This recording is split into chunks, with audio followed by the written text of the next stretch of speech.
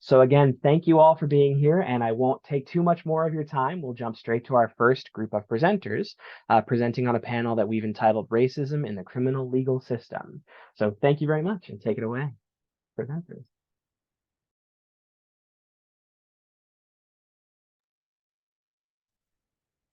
Wonderful, wonderful. Greetings, everyone. I'm excited to be here. It's my first opportunity to work with IDRA, so this is fantastic. I'm excited to be a part of this community. And so my colleague Asees Bhasin and I are going to be presenting this. But before we do so, we're going to introduce ourselves. So I am Jasmine Gonzales Rhodes. I am a professor of law at Boston University and also the Associate Dean for Equity, Justice, and Engagement. I am a critical race theorist and also an evidence scholar and teach criminal law. I've also used to teach civil procedure and very interested in the intersection of racism and evidence, particularly how race and racism are used as de facto evidence, and especially how that impacts the criminally accused. So I'll turn that over to my colleague, my co-author. Awesome. Thanks, Jasmine. Hi, everyone. My name is Asees Bhasin. I use she, her pronouns. I am a postdoctoral associate at the BU School of Law. My research so far has looked at the intersections of critical evidence law, reproductive justice, and immigrant justice. And I am so excited about this project and just kind of our inquiry into how we can bring in expert witnesses to prove racism in courtrooms. Super excited to speak with you all today. Just a quick other note, this piece, Anti-Racist Expert Evidence, co-authored by Professor Gonzales Rose and myself, has a third co-author whose name is Mr. Spencer Piston.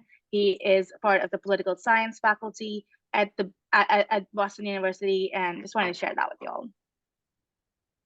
Wonderful, wonderful. So we'll start you off and first thinking about the concept of this project. So increasingly, folks have thought about racism in its various forms: individual, structural, both institutional and systemic and such. But how do you prove this in court? How do you prove racism in court? It's one thing to be aware of it, but how do you prove it? And there are a variety of ways that this can be done. For instance, it could be proved by a fact witness who could testify as to their experience. For instance, that police officers in their neighborhood routinely would stop people of their racialized background, for instance. Or we could have lay opinion testimony as well. Or there could be judicial notice, and there is a precedent of judicial notice of the existence of racism. Another way, and we're not saying this is the best way, but we're saying this is an important way, one tool that should be available to defenders, is anti-racist experts testifying about the existence of racism. So here we're talking about anti-racist evidence is evidence that proves the existence of racism in an effort to mitigate that racism. And so this one way is anti-racist expert evidence. And we have delineated a variety of categories. So part of this project that we have here is to bring awareness about how this even could be utilized, which we hope will help criminal defense attorneys on the ground and also help our broader imagination about how racism manifests and how racism is proven. So we have racist affiliations and beliefs, racist language, sounds, and imagery, racial stereotypes, racial disparities, implicit racial bias, and the impact on racism on health and behavior, including racial trauma. So we developed a survey because we read the literature, we thought about this issue, but we really wanted to hear from criminal defense attorneys who are in the trenches. And this project actually became so much about the voices from the trenches. So we have some quantitative data, but a lot of the richness is really from the qualitative data, which is hard to convey in a brief presentation, but we hope that this will pique your interest, and perhaps you'll read this forthcoming article in the Yale Law Journal. So we developed a criminal defense a survey. We received, and I don't know, I think either 703 or 712 people started the survey. And the survey really focused on, have you heard of this type of evidence? Would it be useful to your practice? And what are the barriers to introducing such evidence?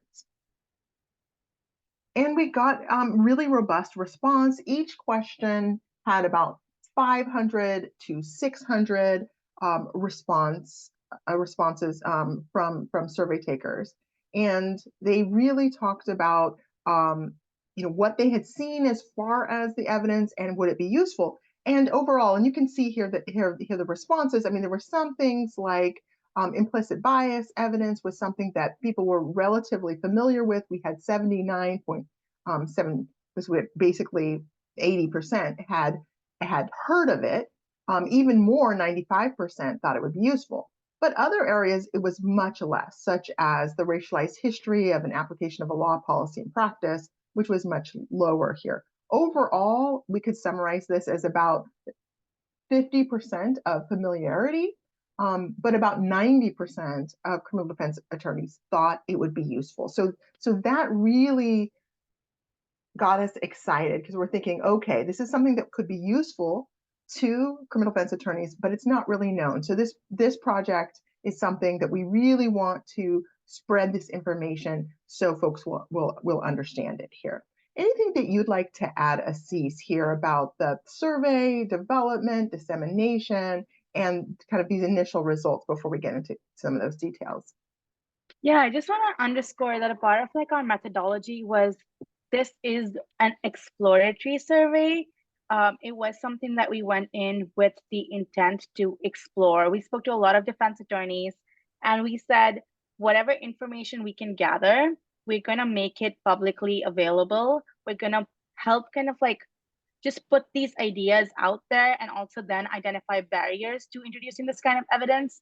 But because there's such creative uses of this type of expert witness testimony, we kind of wanted to share all the information that we got, especially with regards to whether people think this is useful. And a part of our survey focused on open-ended responses, which focused on how they heard such evidence and how it would be useful. So a large part of the richness of this paper comes from those sources about how they've heard of such evidence and whether they'd used it in their practice, and kind of what was the treatment of that evidence when it was introduced by these defense attorneys.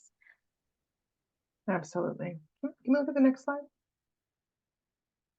So going through each sort of category, and these categories do overlap, thinking about racist affiliation or views. So how can we prove that a person holds racist views or beliefs about the inferiority or the superiority of certain racialized groups? So often this is proving that there is membership in some kind of organization and such that it could be a basis of seeing racial animus. And so we have some examples, such as tattoos was something that comes up in the case law quite a bit, and so forth. And we also really talk about, when we talk about anti-racist evidence, we're thinking about not using a lot of these things might be used in a detrimental way. So for instance, taking cultural or racialized expressions and then imposing upon them this notion that someone is in a gang, for instance. So that we would consider that a racist expert, not an anti-racist expert. Also thinking about racist language, sounds, or imagery. So thinking about how certain vocabulary might actually indicate racism. And there was this interesting case of Sines versus Kessler, which was defendants, and this is not always for defense attorneys. We have to say that we also have some implications about prosecutions for hate crimes. And so that's something I think that we could have some robust discussion about. And prosecutors using this? Is it actually anti-racist if prosecutors are using it? So there can be a real interesting dialogue, but we decided that we thought that it was important to highlight cases as well where it may be employed by the prosecutor to address hate crimes. And so here we had, there were defendants who were allegedly involved in the Unite the Right rally, and there were two sociologists who testified, who were going to testify about how language used sometimes in organizing or online engaged techniques of doublespeak or just joking, or employed symbolism that is seemingly innocuous, but actually has a connotation of being racially or ethnically subordinating against certain groups. And so that was something that was very, very interesting to learn more about, because it's something that the fact finder might not be familiar with. There were race-laying sounds or imagery here. So thinking about gang symbols here, what is actually a gang symbol, what is not a gang symbol, and something that I think Asees will talk about is that there's a real disparity between kind of carceral experts. So here, police officers who are able to testify as experts about gang involvement, or about the next example here about rap lyrics, who don't actually have any training or experience about that musical genre. And then there's really a lack, and again, Asees will talk about barriers, of experts who can speak to this anti-racist aspect. So here, rap lyrics was something that really came out. There's some very interesting, a lot the bits we have here that are quotes and italicized is that rich qualitative feedback we got from data we got from the defense attorneys. And so here, also thinking about, we can also think about racist stereotypes on the next slide here. This was an interesting case where plaintiffs, so here we're in the civil context, had sued the city of Myrtle Beach after it imposed an unjustified traffic plan. And this was during Black Bike Week, where a lot of African-American motorcycle enthusiasts would come to this area, and how they had a very different traffic plan than the Harley Week, which was primarily it was white motorcycle enthusiasts who enjoyed that event and who participated in that event. And so there was an expert who came in and talked about the body of research on how the dominant racialized groups could seek to minimize the presence of Black Americans and maintain an environment where there was this majority white environment that's under white control. So really contextualizing the sort of systemic racism that was implicit behind the city's decision. And there was a lot of feedback from defense attorneys who talked about racist stereotypes and how this was so important to be able to bring experts on. I don't know if there's any specific one, and Asees, if you want to read out any of these here, we could, but I think that in the interest of time. And then also thinking about structural racism, thinking about racial disparities. And so racial disparities, you'll often need social scientists to be able to explain how those are manifesting and playing out. An example from several of the respondents looked at a Massachusetts case in Commonwealth versus Long, where there are motions to suppress evidence and how those have been utilized to target pretextual police stops, and how someone was stopped because of their race. Well, how do you prove that? What's happening in that community, in this community, and so forth. And really having social science experts be able to explain these sort of disparities and how structural racism manifests.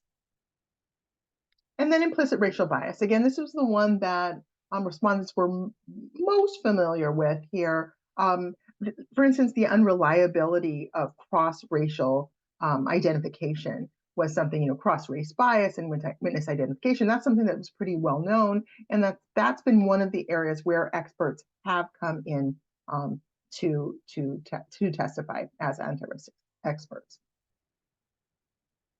And then thinking, this is something where there was there's really less of a precedent, but thinking about the impact on racism, on health and behavior, including racial trauma and cultural trauma as well. And so here, having studies that document the impact of racist policing is a really good example as well. And there's such a richness of these social science studies, but they're not getting into court, right? They're not getting into the ears of the fact finders. And so we're really interested in that. And there was a case in the Commonwealth of Massachusetts, Commonwealth versus Whren, where this had to do with Black flight. And so the phenomena of Black and Brown people avoiding police interaction under a white racialized reality, this is indicative of a consciousness of guilt and guilt. But however, it actually could be simply trying to avoid the indignity of racial profiling, protecting oneself from racialized police brutality. And in Commonwealth versus Whren, there wasn't an expert, but this is the sort of case that there was a report, a civil rights report that really showed these disparities. And so this is an example of that potential to be able to bring in that kind of evidence. And I'll turn it up to Asees to talk a little bit about our barriers. Thanks, Jasmine.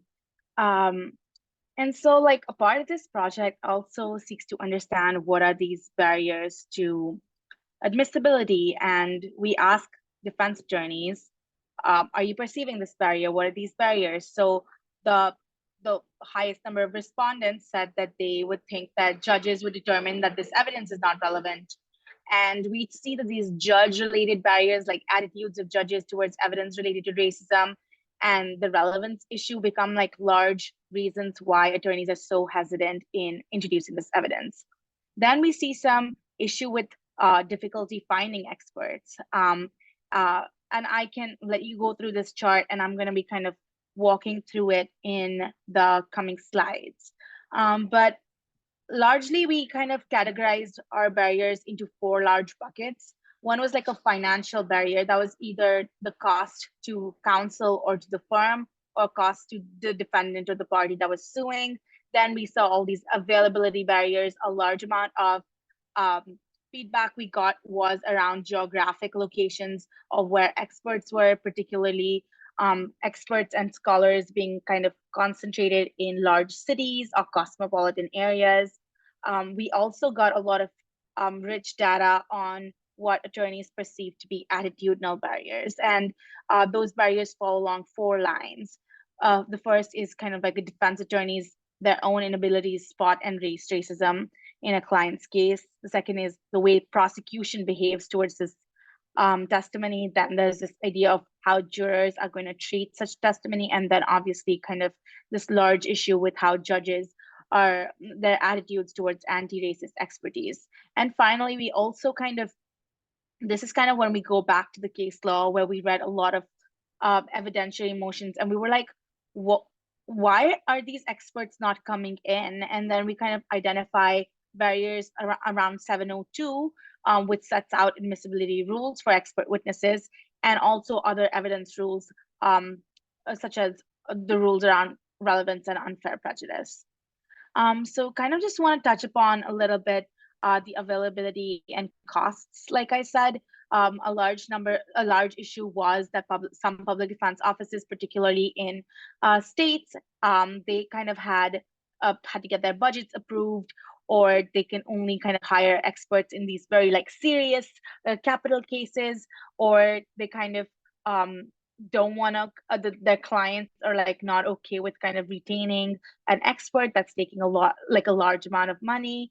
And then similarly, there's kind of these geographic issues that I'm talking about. We also heard from some attorneys that they felt that experts felt more comfortable testifying for prosecution as opposed to defense, because they kind of have some sort of like moral ideas attached with what kind of their testimony can be used for.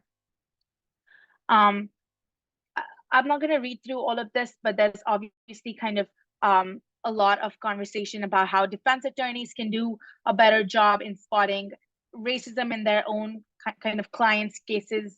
A large, like for example, in this article, it talks about how public defenders have like large caseloads. It's very akin to like a high pressure emergency room where they kind of have to respond to all these demands with a very short amount of time. And so kind of a large part of this project is also to kind of put in some of that legwork to be like, this is kind of some strategies that you can think through, and these are some considerations that might kind of like factor into your calculus of whether an expert is worth it in a certain case or not. Finally, not finally, but we have this idea of juror and judge attitudes, and we had a lot of responses along these lines to say that when jurors or judges are confronted with attitudes, with evidence about racism, especially using the words anti-racist or using or bringing in evidence that is specifically labeling the issue of race within a case, a lot of defense attorneys were hesitant that this would be looked at as pulling the race card.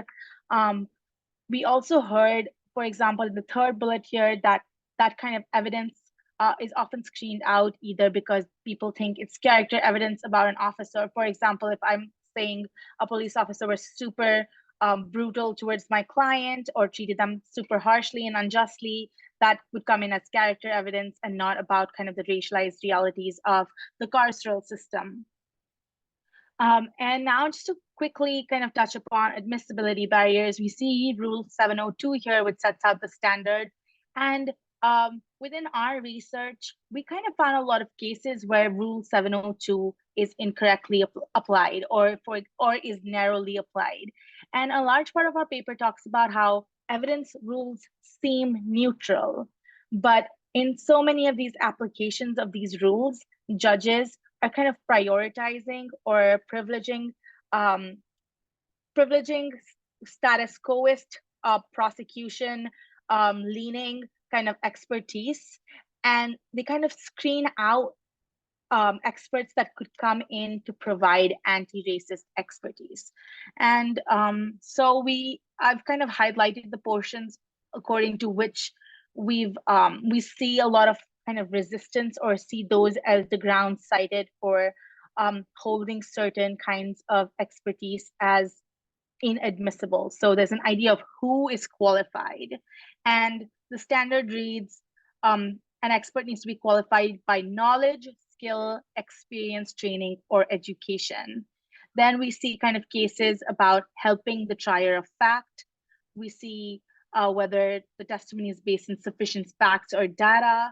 We see a large number of cases falling, large number of experts being excluded on grounds of reliability.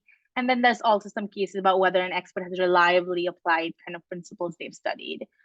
So just to kind of provide you a few examples, whether the expert is qualified. And in our paper, we talk about how this kind of is such an issue, right? Because you're trying to bring in evidence of racism, and a large amount of this qualification comes from training, skill, knowledge, and that in itself kind of screens out so many people of color because of just kind of like the inequities baked into kind of higher education. Are Black and brown people getting PhDs at the same kind of rate as white people are?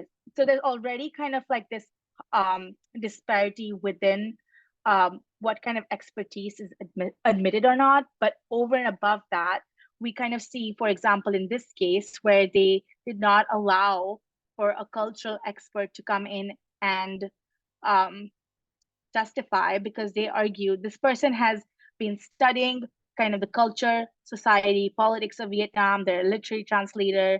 They've been doing work at a research center.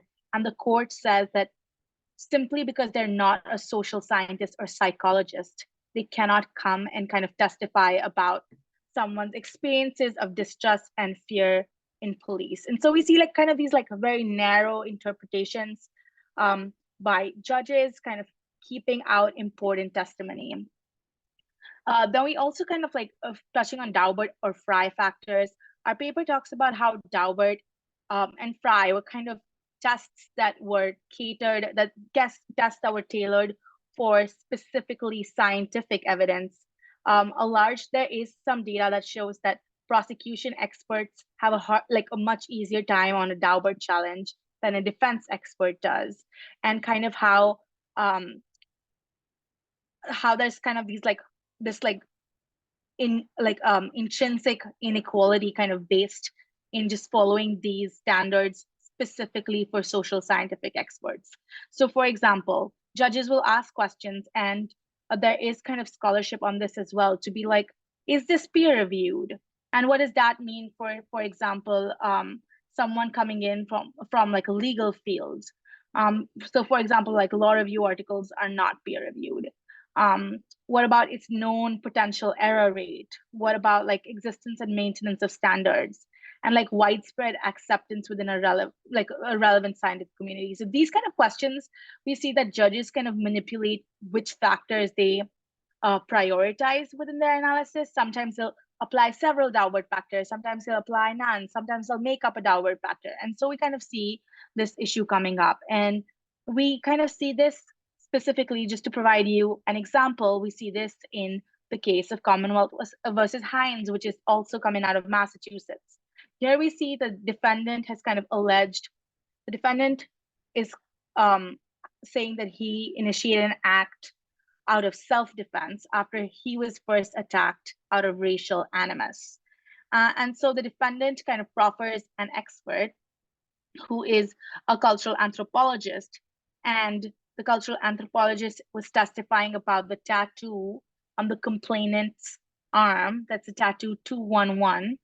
And she testifies through using very well-tested anthropological means, provides a rich testimony about what the word 211 stands for.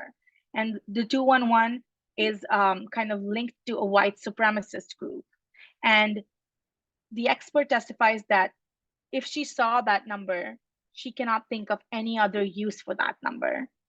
And she doesn't say that this complainant in particular is a white supremacist. She just says she doesn't, through all her research in the anthropology field studying the white supremacist movement, she does not know any other use for that number. And so the trial court comes and says this testimony in itself is unreliable. It excludes this testimony. And then we kind of see the Supreme Judicial Court of Massachusetts disagreeing. The Supreme Judicial Court says that the lower court had focused on the persuasiveness of the expert's conclusions as opposed to kind of looking at her methodology. And we see this a lot. We see Daubert factors being used incorrectly. We see courts kind of going to the conclusions to see whether or not this kind of makes sense. And this is kind of like not the point, as the Supreme Judicial Court says, of what the Daubert of Frye test is supposed to do. Here, all you were supposed to do was not to tie the complainant to white supremacy, but to just simply provide testimony on what 211 signified. And if that came in with a valid methodology, and the expert here testified about her ethnographic research, that should kind of be good enough to come in. But we see lower courts kind of making similar errors. Another barrier we see outside of the Rule 702 is kind of this issue of what is considered relevant and what is considered as prejudicial under evidence law.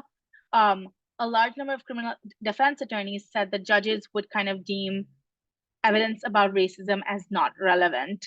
And we think relevant evidence is often excluded. So for example, in certain cases, we see that attorneys don't even introduce evidence or introduce relevance related evidence, considering that judges are going to exclude it on the basis of saying, oh, you're just making an argument about racism that's not relevant to this kind of case at hand.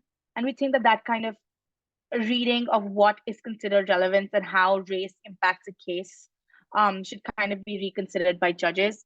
And then we also see under Rule 403, we see that a lot of evidence is considered as unfairly prejudicial. So for example, in the case mentioned here, the defense argued that just calling someone a white supremacist or identifying them with kind of the movement is in itself unfairly prejudicial and should not be able to come in when you're kind of convicting for hate crimes.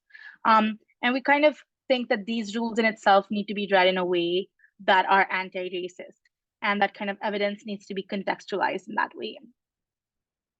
And so just to kind of provide some reforms that we suggest in our paper, we talk about how the Rule 702 needs to be reformed.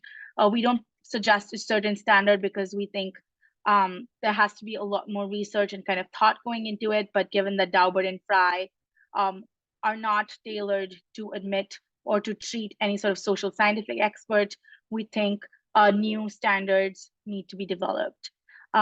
We also see a lot of this kind of evidence becoming very useful in the California Racial Justice Act context, and to kind of we talk about the need to kind of study what happens after this evidence is admitted, what is kind of the impact of such evidence on fact finders, and whether or not bringing in such evidence is useful or not. A lot of kind of gripes we heard from public defender offices was around the availability of this kind of evidence. And some of the work we think academics need to do is kind of build kind of a nexus between the university and public defense offices. We think that there is a need to create awareness among scholars for how their kind of expertise can be used. And on a second level, that a lot of times scholarship is kind of weaponized for racist ends. We see this in the counterterrorism context, we see this in the rap lyrics context, we see it with a lot to do with policing, and we kind of think it's very important to kind of spread that awareness among universities on how their sort of testimony can be weaponized. We saw a lot about how this like unequal evidentiary burden is imposed by the fact that public defense offices do not have funding to bring in experts to kind of even try to put this testimony before a fact finder. And we obviously think that there has to be advocacy and legislation around creating more funding for such experts.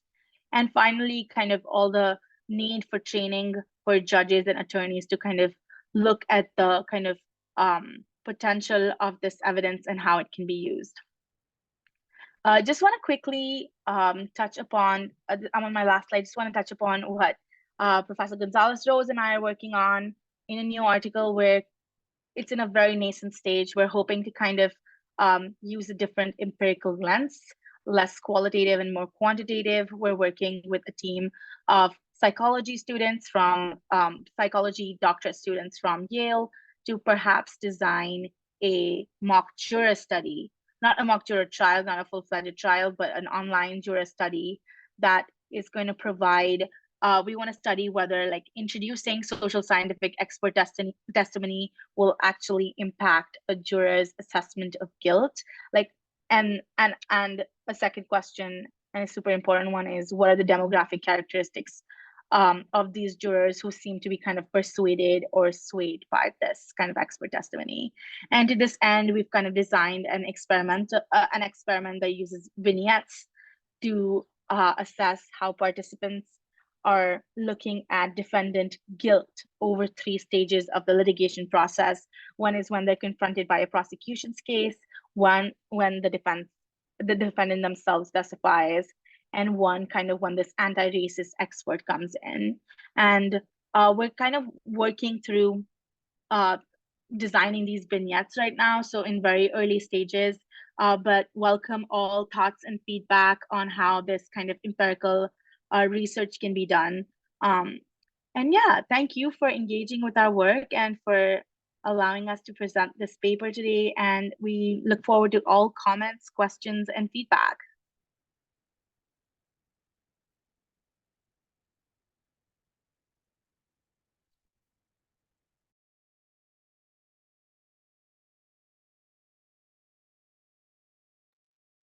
All right. Awesome. Thanks, Jasmine and Asees. This is a perfect lead up to what I want to talk with everyone about. And I think using anti-racist expert evidence to dismantle Whren v. United States could happen. So you give me great hope. I'm just going to pull up my slides for everyone real quick. And cool. Here we go. Can everybody, Asees, can you see that okay? And Jasmine, okay, yep. Cool. Thanks. I can. Thank you so much. Great. Well, hi, everyone. My name is Whren McLane. I am a professor at the University of Wyoming College of Law. You know, Wyoming kind of gets a bad rap, but I am a progressive abolitionist teaching here in Wyoming. So Maybe there's a few others here, I don't know. But yeah, we get kind of a bad rap, but I just want to let you know that I'm here, okay? So and somewhat lonely, but nevertheless, I'm excited to share with you about my work. So I research in the area of the criminal legal system and how to intersect, particularly with race, but also the LGBTQ plus population as well. I am sort of from the South. I don't know if you call Virginia South, mid-Atlantic, but I grew up in a very race-conscious household, and then grew up as a public defender in Seattle, Washington for many years, and also was an innocence lawyer before I eventually made my way into academia, where I now teach torts, evidence, criminal procedure, criminal sentencing, forensic evidence, criminal pretrial, trial practice, all sorts of interesting things. But my primary platform is to keep scholarship and academia as grounded as we can, as close to my public defender friends as possible. So anytime I'm writing or researching, I'm always on the phone with my public defender friends to ask them, is this going to be useful to you? And the feedback on this piece has been pretty good. So I'm anxious to see what you think as well. I want to talk to you about a concept called the vertical narrowing of Whren v. United States. For those of you who might not remember Whren, I'll dive into that a little bit. But Whren is, basically the licensing of the pretextual stop and really racial profiling. Came out in, well, I think it was 1996. At the sort of peak of mass incarceration, war on drugs, all those things. And it was a unanimous court. And I think we often forget it was a unanimous court. So who's in this picture? Stevens and our beloved RBG, right? Even RBG. No dissent out of her, although I want to give a shout out to her because in 2018, she wrote in, I think, a concurrence that, you know what, it's about time we revisit Whren, we revisit this idea of pretextual stop. So I'll at least give her that nod. This is a piece that's going to be coming out here. Actually, they're just sending it to the printers now. The Georgetown Law Journal on Law and Modern Critical Race Perspectives. So excited about that. So here's what I want to do with you today. Let's just kind of get on the same page again about Whren. I mean, most of us are in jurisdictions where our Black and brown clients suffer the legacy of Whren v. United States. New Mexico has a carve out. Washington State used to, but then it just got crazy a couple of years ago. So, but let me just give you a reminder of what Whren is briefly. Let's talk about the modern day pretextual stop, right? In 1996, I think we certainly Black and brown people understood what pretextual stops were, but it wasn't until like the late 1990s, 1999, there was a famous New Jersey Turnpike case that really started to bring national attention toward pretextual stops. And even executive orders from, I think, Bill Clinton. I was like, hey, these are bad, right?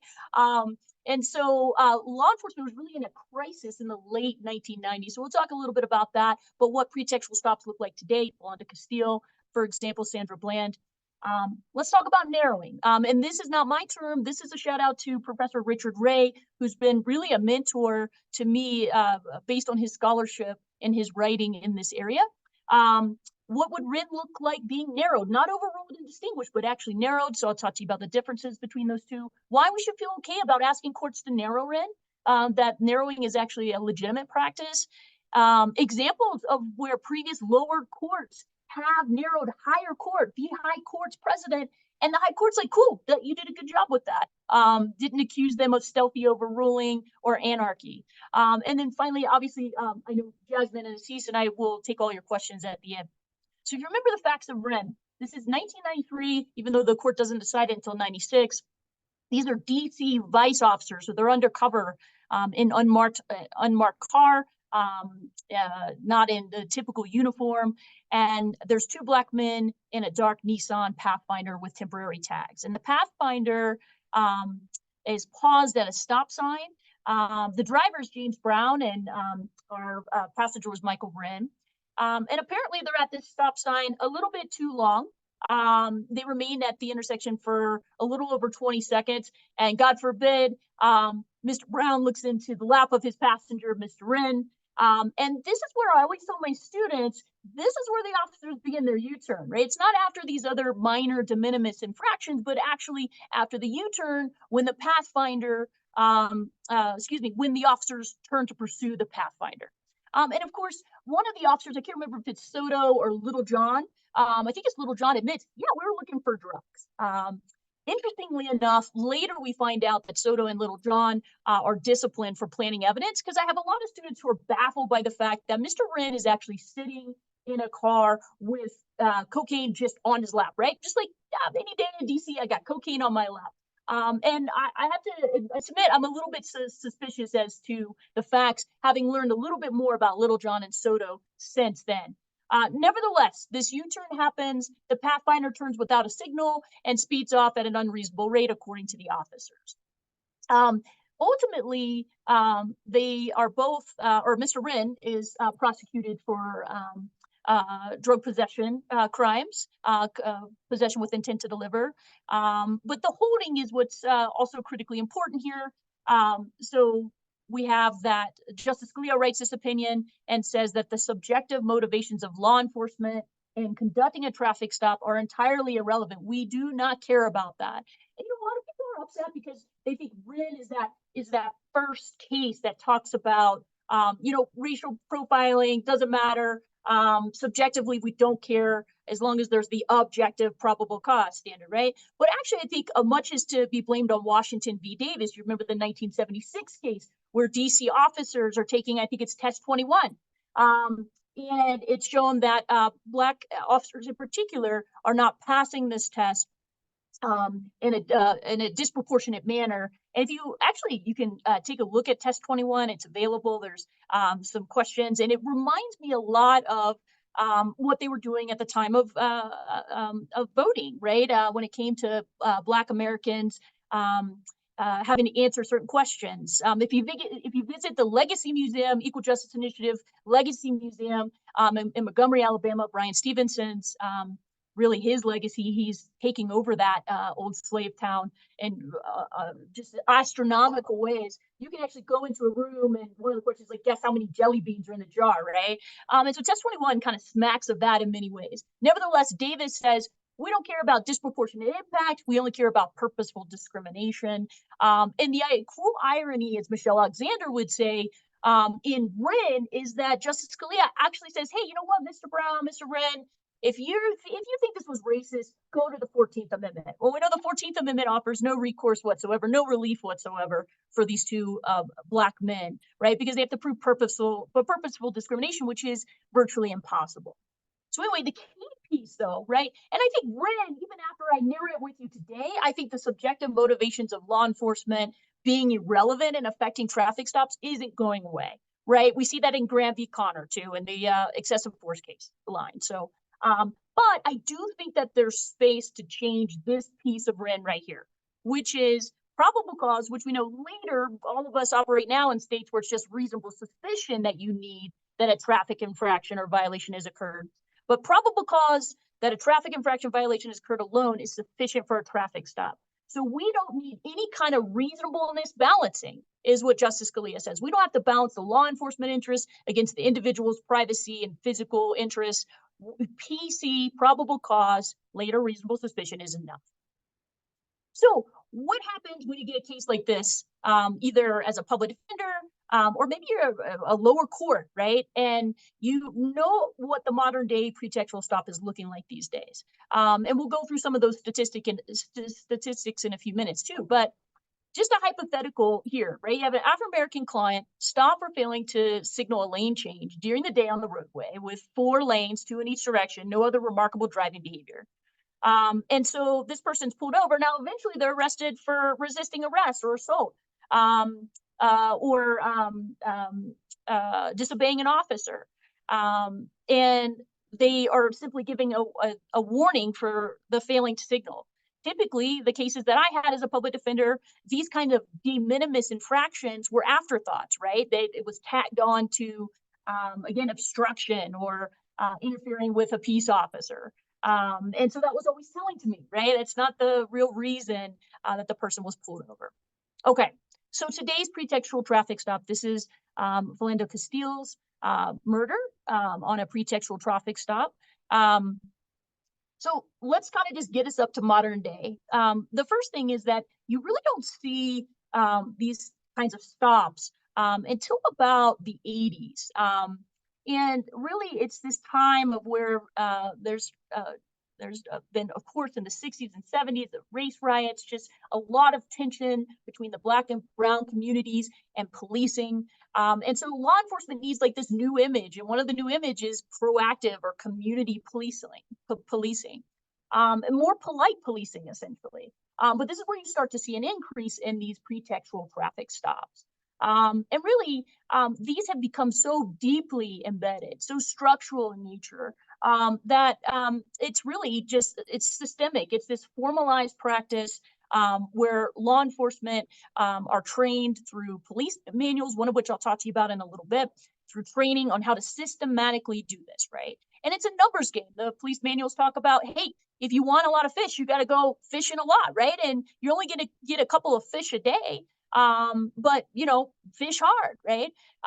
And so there's all sorts of driving cues and driver appearances and things like that that have been basically systematically laid out in manuals and training for officers to rely upon in conducting these kind of stops. And of course, this is all happening during Nixon's, Reagan's, Bill Clinton's, you know what, even Obama's, right? War on drugs, right? And it became a key tool, actually, in the war on drugs. And really what happened is we took the once hijacker profile that we used in cases in the 70s when airlines were getting hijacked all the time. And then we crafted this new profile of the drug courier. That's the Mendenhall case. You remember Ms. Mendenhall and the definition of a seizure, right? And then that evolved eventually into this drug courier profile in pretextual traffic stops. After Whren, too, I think it's important to realize these folks in this room, they're stoked, right? After Whren, the game was over. We won. The Police Chief magazine touts Whren, that it preserves the officer's ability to uncover all these criminal activities. Operation Pipeline, of course, the DEA had implemented for drug couriers, becomes a key component of training local law enforcement and becomes deeply embedded in these agencies. And like I said, by the 1990s, we got a really scripted, predictable, deeply institutionalized practice in investigatory stops. By 1999, as I hinted to before, racial profiling is becoming more of a national issue and controversy. Police managers are starting to get a little bit nervous about whether, you know, it's worth catching the every now and then drug dealer or drug courier versus disrupting and, quite frankly, disappearing communities. And so they're facing a crisis. So their response is the bad apples theory. You know what? There's a few intentionally biased officers here. We're going to ask our officers to be more polite. And that really jives with what Epp and some other researchers I'm going to share with you in a moment talk about when they talk about Black and brown people being pulled over. The officer was really nice. I have no freaking clue why I got pulled over, is oftentimes with racial minoritized drivers will report. And so they sort of try to shift this mindset of pretextual stops. And eventually, like I said, it becomes so embedded in their practice. There's this police manual written by Charles Remberg. It's comes right at the time of Whren, 1995. There's a reprint in 1996 is when Whren comes out. And from what I've heard from officers I've talked to, people still use this. Remberg manual is still incredibly important. If you ever get your hands on this, you'll see tons of Black and brown people being arrested, there's, I think, some violence shown in the manual as well. But this guy has the looking for Mr. Wrong section, and he talks about he walks a fine line between explicitly, Remberg himself walks a fine line between explicitly recommending that officers should not focus on minority drivers, but also offering detailed discussions of how and why focusing on minority drivers does make a lot of sense. Here's a quote. He says, "Today, officers rarely utter the P word except among themselves. For good reason. Profiling has sparked controversy, lawsuits, and condemnation is now officially prohibited by most agencies." I mean, he's really upset, mainly because, like, hey, we're going to get sued if we keep doing this. But hey, you know what? There's no doubt that this stuff works, right? There's no doubt that targeting vehicles and occupants who the profile has yielded countless caches of hidden drugs and cash. So really lays out this framework for how to racially profile. So in pretextual stops. So what do we do, right? We're stuck with Whren. Is that it? And I say no. I think Scalia leaves open a door in Whren. He juxtaposes the run of the mine, not the run of the mill, because Scalia is strange and has to say run of the mine. That's fine. The run of the mine pretextual traffic stop versus what is an unusually harmful search or seizure. So at Whren, at 819, he says, for the run of the mine case, which surely this is, right? You know, so you've got a couple little de minimis traffic stops. You got Soto and Littlejohn, Officer Soto and Littlejohn. They approach Whren.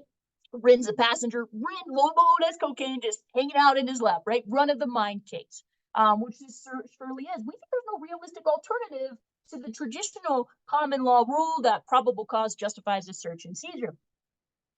And then he says, this is just before this, at 818, where probable cause has existed, the only cases in which we have found it necessary to actually perform a reasonableness balancing involve searches or seizures conducted in an extraordinary manner, unusually harmful to an individual's privacy or even physical interests. And he gives, of course, Garner, that's Tennessee v. Gardner, the 15-year-old kid who was shot and killed in the back when fleeing from police. There's Welch, who had a bad night one night and drove off the road, DUI, ran home to hide in his bed naked, and Winston, which was, I think, proposed surgery to remove some evidentiary evidence. But then there's also Wilson I want to talk to you briefly about. And this Wilson was a case in which police actually had a search warrant. And this is your sort of knock and announce line of cases, Wilson being one of them. And Ms. Wilson, so there was a search warrant for her arrest, and they went to her home to serve it. And rather than, they knocked, but as they are walking across the threshold, that's when they finally say, oh, wait a minute, police, right? And this is a really very calm, I mean, it's always obviously scary to have police in your home. There's a real risk. Our founders were nervous about property damage and death and all those things when they considered the home, the castle. They're also concerned just about, the Crown's officers or officials just sort of willy-nilly hanging out in people's homes. But nevertheless, this was a relatively smooth arrest. Ms. Wilson's in the bathroom flushing like marijuana down the toilet or something like that. Officers, uneventfully place her under arrest. Not extraordinarily harmful or anything, but our court still says that could be unusually harmful to an individual's privacy or even physical interests. So prophylactically anyway, the court was concerned, there's going to be other scenarios where police come in and don't knock soon enough or don't knock at all, right? Breonna Taylor. And we're worried about those. So we need to make sure, in addition to PC, we also do this balancing. And I think Wilson really offers this incredible narrative and power to think about Whren similarly, right? Like the Whren pretextual stop was rather uneventful. But if only the Whren court could have the same foresight the Wilson court did, which is, hey, you know what? At the threshold of a driver's side door, a passenger side door, it's the same thing as crossing the threshold of Wilson's door. There could be significant danger. This could be unusually harmful to an individual's privacy or even physical interests if we don't also balance this out, right? Okay, and so I submit to you that I think my research has led me to stand by that pretextual stops have become unusually harmful. I don't even think you need my research, right?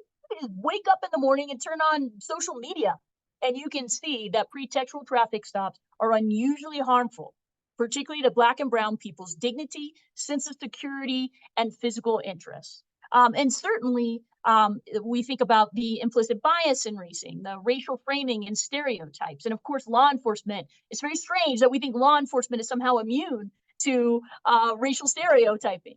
But this is cognitive and cultural baggage that Charles Epp has said we have carried with us for centuries, right? Since the time of our founding, slave patrols, all those things. And they have been so deeply ingrained, so institutionalized that we don't even recognize them anymore.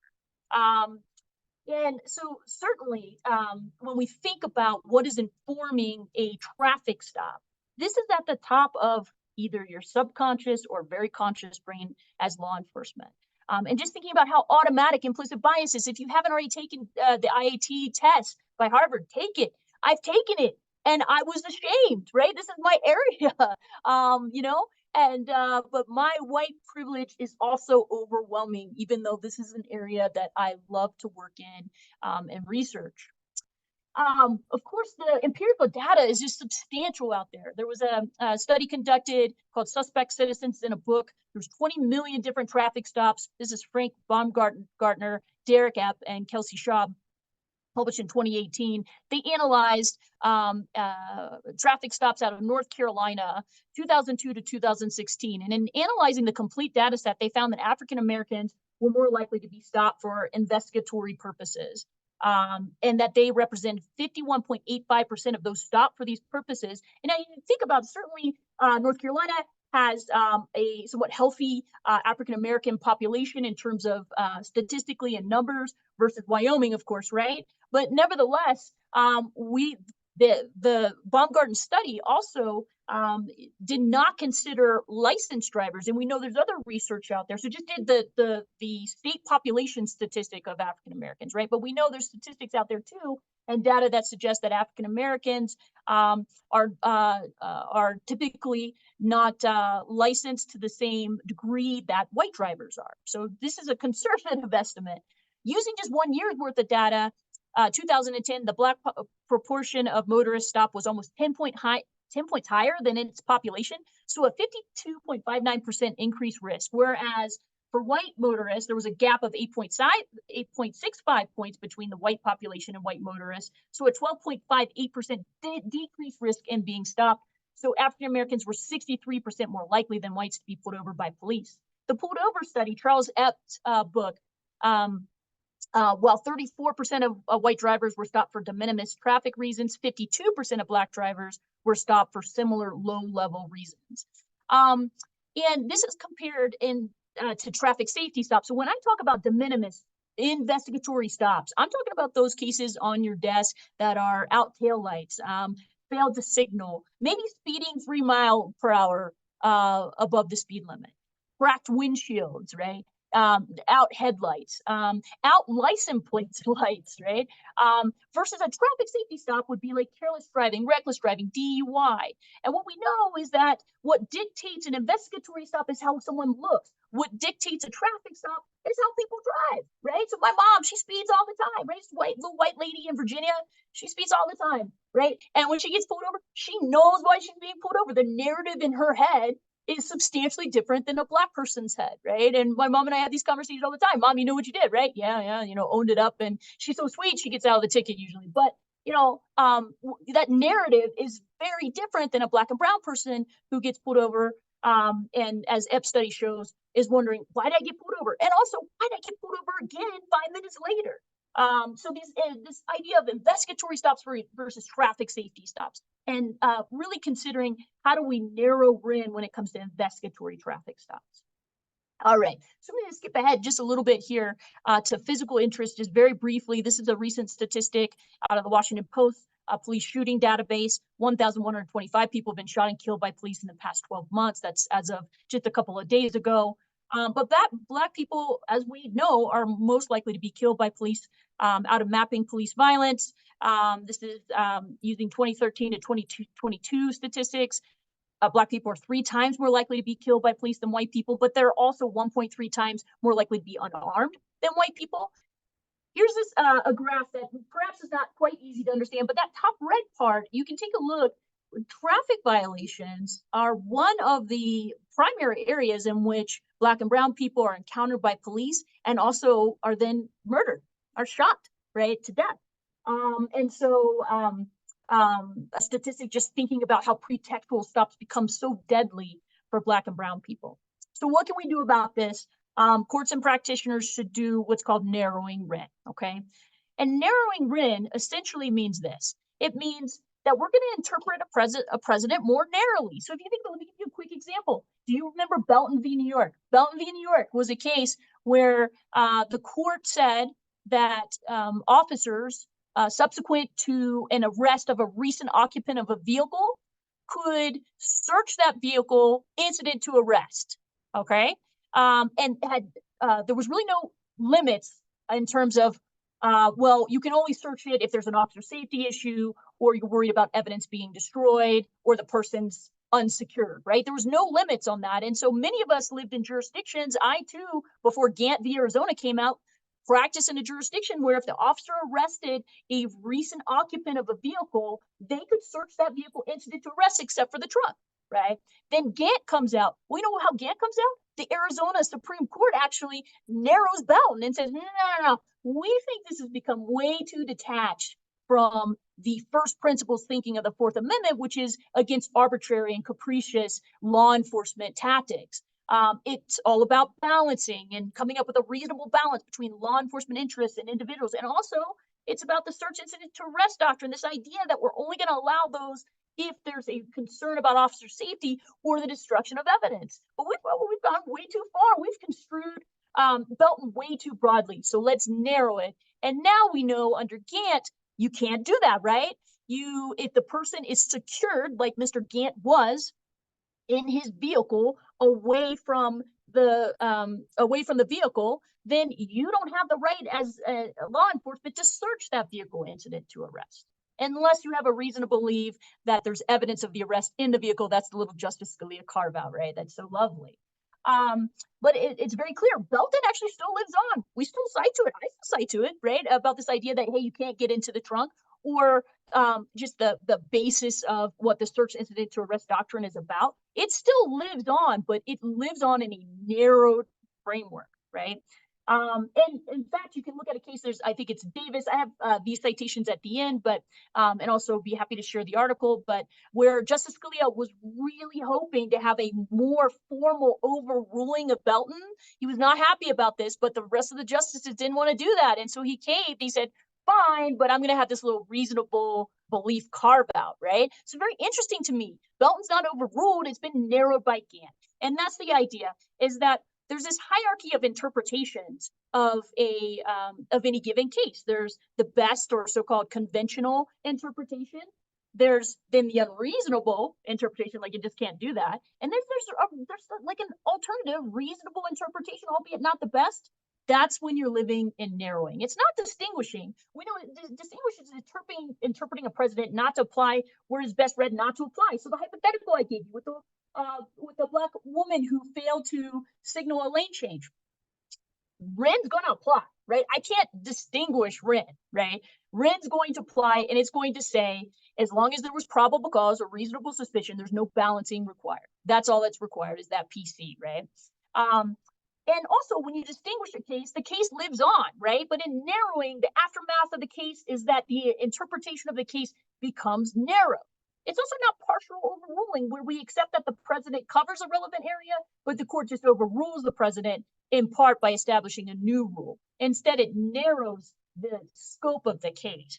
So the narrowing framework is this. We ask, what is the best or conventional interpretation of the case? Is there ambiguity? Is there another reasonable, albeit not the best interpretation? And we want to make sure, one of the reasons that narrowing is so good, and it's almost like pruning a tree, is so that we are not contradicting background legal principles, first principles thinking. And if you think about Whren and how far it's gone now, it allows such arbitrary law enforcement invasion, right? It's become untethered, unhinged to the original purpose of the Fourth Amendment. So if you find an interpretation that better serves that first principle thinking, let's continue to proceed to narrowing, which includes looking at facts, including social facts. For example, the evolution of the pretextual stop from 1996 to today, right? At least from a white person's perspective, right? White people just didn't get it, and some still don't, right? But like 1996, everything's fine. There's no racial profiling, right? And summer 2020 is huge for white people, and so sort of this racial awakening, if you will, perhaps. And there's been some backsliding, which shows progress, actually, for those of us who are frustrated with what's happening in the world today. But nevertheless, at least the perspective on racial profiling has expanded and changed, particularly in this whitewashed world. And I would submit to you, the criminal legal system is nothing but a whitewashed system, right? You can narrow based on law. You can narrow based on foundational principles and policy arguments, and really even reasons that lay far outside the case itself. So what would Whren look like narrowed? The conventional interpretation is PC, or reasonable suspicion alone, that a traffic violation has occurred is sufficient to conduct a traffic stop. Subjective motivations of law enforcement are irrelevant. I think that stays the same even with my narrowing. In a run-of-the-mine traffic stop, there's no need for reasonableness balancing, right? Is essentially this idea that all traffic stops are pretty much run-of-the-mine, unless I suppose you had a felony stop that went bad, perhaps. So the ambiguity, is there another reasonable interpretation? Well, knowing what we know about today's pretextual stop, is it reasonable to conduct an investigatory stop for a crime for which there's actually no PC or reasonable suspicion? Because as we all know, the pretext stop is use traffic violation A to get to crime B for which you have no PC or reasonable suspicion, right? So is that still reasonable, right? As long as police have reasonable suspicion that the traffic violation has occurred. So is it reasonable to continue to allow these dangerous, albeit de minimis traffic violations, but these dangerous stops to occur in today's world? And is there ambiguity? Well, I think Scalia leaves it open, right? He talks about this run-of-the-mine 1996 traffic stop versus today's pretextual stop. And I would submit that the Fourth Amendment and the founding principles, the first principles thinking of the Fourth Amendment, are no longer being served under the conventional interpretation of Whren. So we narrow Whren based on social facts, including some of the data empirical studies I shared today, the language of Whren itself, of Wilson, I discussed some with you. Also, some other cases, including Whren, which was I can't remember the First Circuit, but became Riley v. California eventually. That's the cell phone case. Whren actually, said that cell phones, even though they're found on your person, search incident to your arrest, you can't go in and search them, right? Even though we had this case called Robinson predating Whren and Riley, where Mr. Robinson had a cigarette pack in his breast pocket and it got pulled out and searched, right? And so the First Circuit, I think it was essentially saying, listen, we don't think Robinson is meant to be construed this broadly. We're going to narrow Robinson and have a carve out for cell phones. You can't search cell phones. The California Supreme Court said, now you can under Robinson. Then this goes up, becomes Riley v. California at the U.S. Supreme Court. You know what the U.S. Supreme Court says? Good job, First Circuit. Thank you for doing this. So we don't have to be worried. We don't have to be scared about this. Plenty of examples of lower courts that are narrowing it. We're just not calling it narrowing. In fact, if you look at some of these cases, they're actually calling them misapplying distinguishing, perhaps to hide narrowing. I'm not sure. And then we had the Lane v. California, that new case that came out about the individual who committed a couple of de minimis traffic violations and then kept going and drove into his covered garage, attached garage. Officer comes in, conducts a DUI investigation. Our modern day Supreme Court said, no, you can't do that. That's just a misdemeanor. That's de minimis. So there's some movement in this area.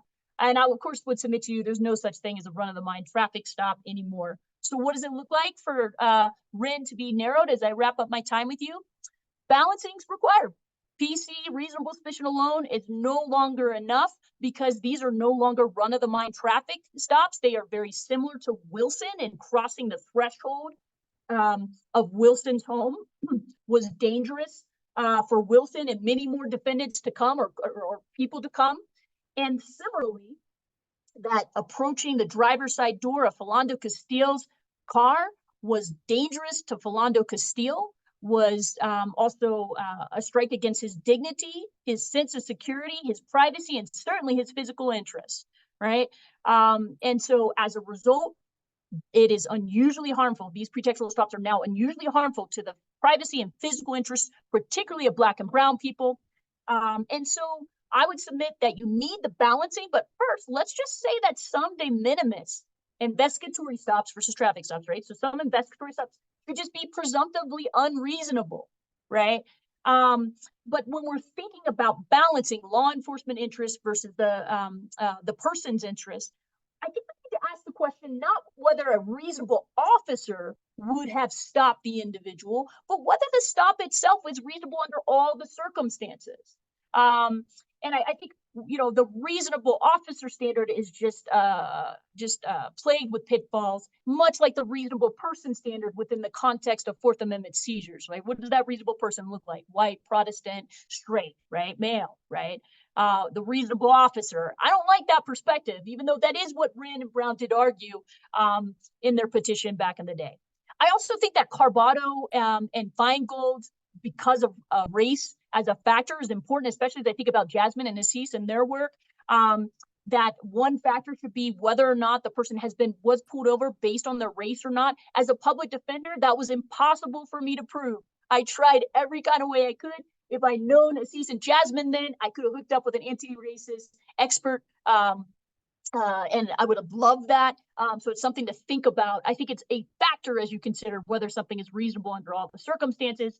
We go back to our hypothetical, and I'm just going to kind of plow through this because I want to leave enough time for questions here at this point, but I'll make my PowerPoint available. There's a couple of examples in the juvenile justice context of narrowing, by the way, that's available as well. But let me just move right through here. That hypothetical is Sandra Bland. And so I would, you know, submit to you, and there's Trooper Isina saying he's going to, you know, light her up essentially. You know, Sandra is not murdered there, but she does lose her life a couple of days later after she can't bail out in the jail. But that if we, you know, use the kind of evidence that Jasmine and Asees are talking about to support a narrowing of Whren, I think it's ripe, even for the modern day court, as many of us are nervous about that court. I think there's space for this. So I'm going to leave it at that. And of course, I always welcome critiques, comments, and questions. You can reach me here, but I want to stop here now so we have about 15 minutes worth of questions. So thank you very much.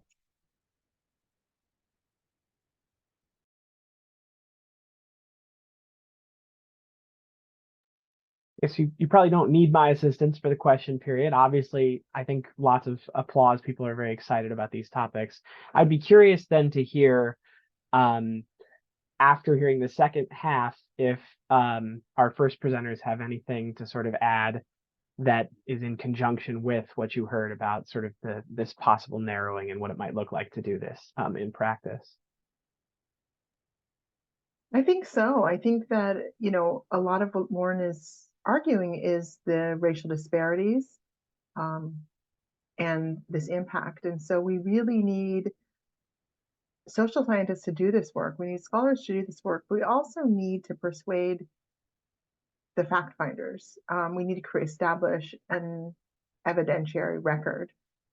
And so, you know, there are some instances where courts are referring to literature and they're referring to, you know, kind of extrinsic to the court as they're making these decisions, and they should, right? But I think there is something to be said that it was actually squarely in the record of an individual's case, and being able to show that direct impact to that particularly that criminal defendant, I think is really necessary. And what we can see is these could be impact cases, right? So once that's established and once that has been ruled upon by a court, it doesn't mean that every single case we need to have these resources. And a lot of times I think that's one of the concerns is, well, this is so expensive, this is so difficult, but we can get some of that precedent that then other attorneys and judges can rely upon, then I think we can make a difference.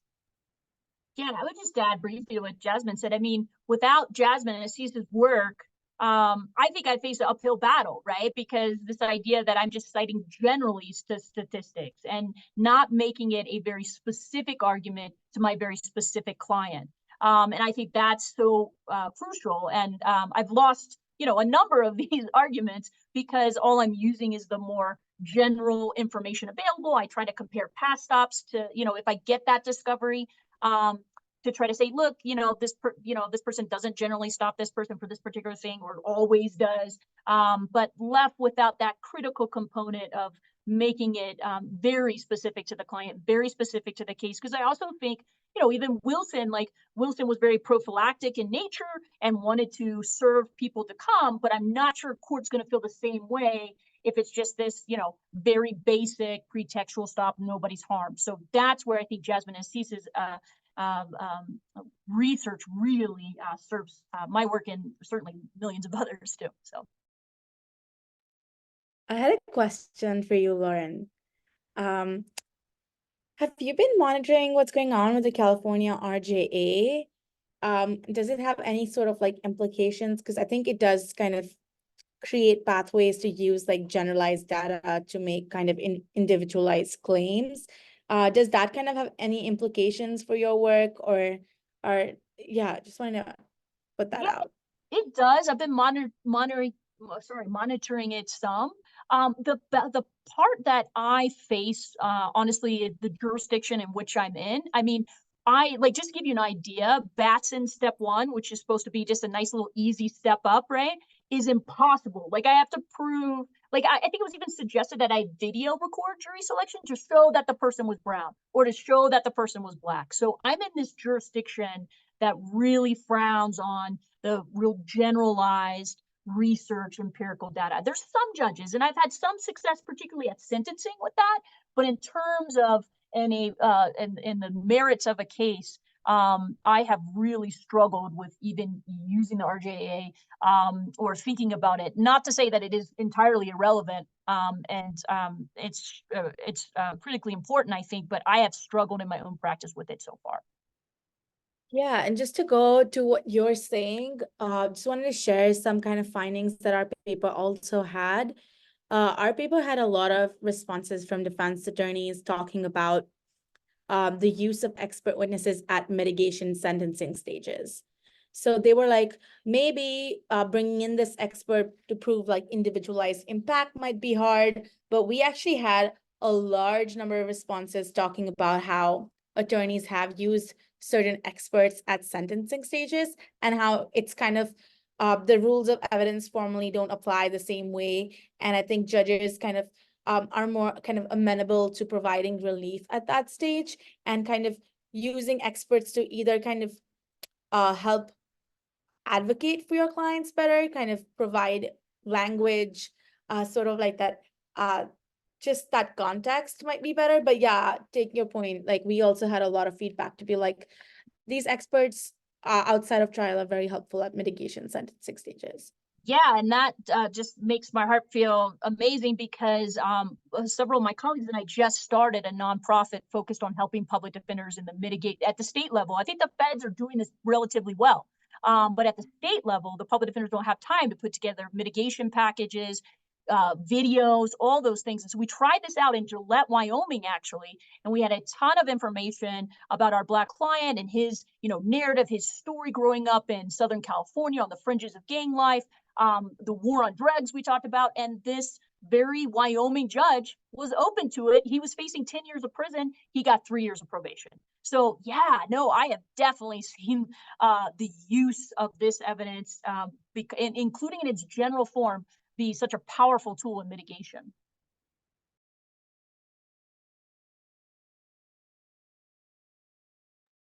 Well, if folks have questions, you can put them in the chat, or you can raise your hand, unmute, and ask them.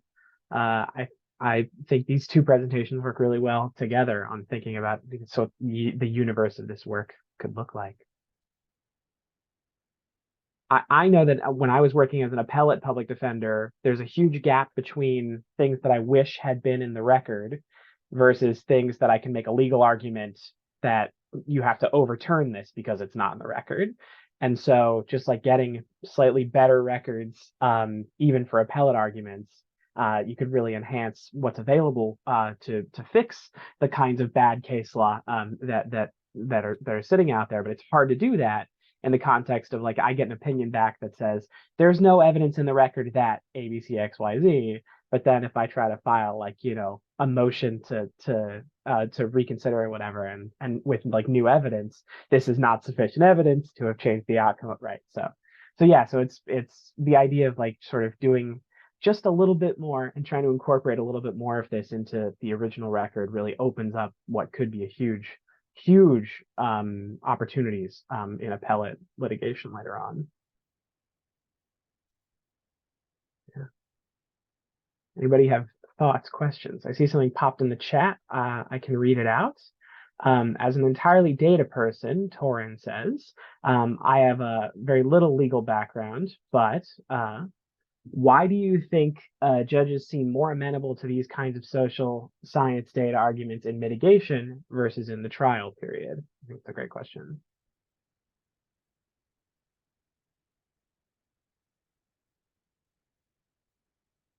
I have gut feelings on this based off of my practice experience, but you know, you're the experts on this. I don't know if you have any ideas about why judges seem a little bit more happy to hear these things during mitigation than in the case itself.